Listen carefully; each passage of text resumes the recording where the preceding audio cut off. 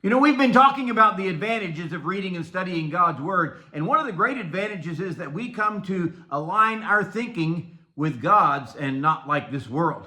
This week, we're going to be examining some verses in Proverbs chapter 6 that remind us of the 7 things that God hates and are an abomination to Him. Good morning. This is Pastor Ernie Lewis of the Blue Point Church in Sisney, Illinois, with your thoughts from God's Word for Monday. You know, I firmly believe that we should come to hate the same things that God hates. We know that God abhors sin that destroys His children, so we should hate sin also. But this passage from the book of Proverbs gives us a listing of those things that God hates. He says in Proverbs chapter 6 and verse 16, "These 6 things the Lord hates, yes, 7 are an abomination to Him." Starts out with a proud look. Now we're going to stop there and try to cover this one topic. First of all, the Bible teaches us that we should walk humbly with our God. And of course, humility is the direct opposite of pride. So it would be wise to look at the dangers of having that proud look.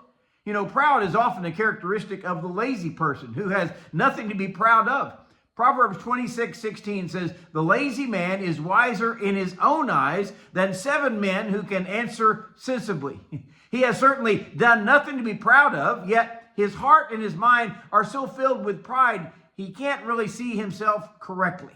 And we know the many predictions of the downfall of the proud person. Proverbs 16:18 says, "Pride goes before destruction, and a haughty spirit before a fall." One reason the Lord abhors that proud look is that person is doomed for destruction.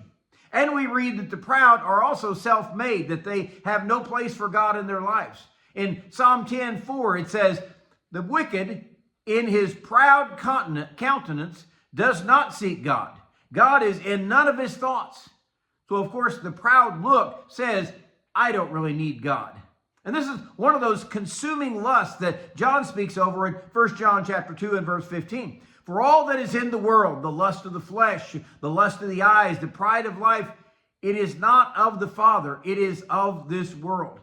So the pride of life is a common downfall for those whom Satan puffs up. You know, there's really nothing wrong with appreciating a good job that we have done well.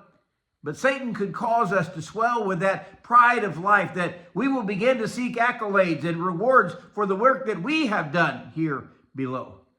We know that God hates that proud look. Psalm 101:5 says, "The one who has a haughty look and a proud heart, him I will not endure." You see, God will judge that kind of haughtiness. What we must do to combat the dangers of pride in our heart and our life is to seek humility. Proverbs 29:23 says, "A man's pride will bring him low, but the humble in spirit will retain honor." And of course, James 4:10 says, "Humble yourselves in the sight of the Lord, and He will lift you up." So the first thing we have to do is humble ourselves. Then maybe later there can be some things that we would be proud of because God has honored us.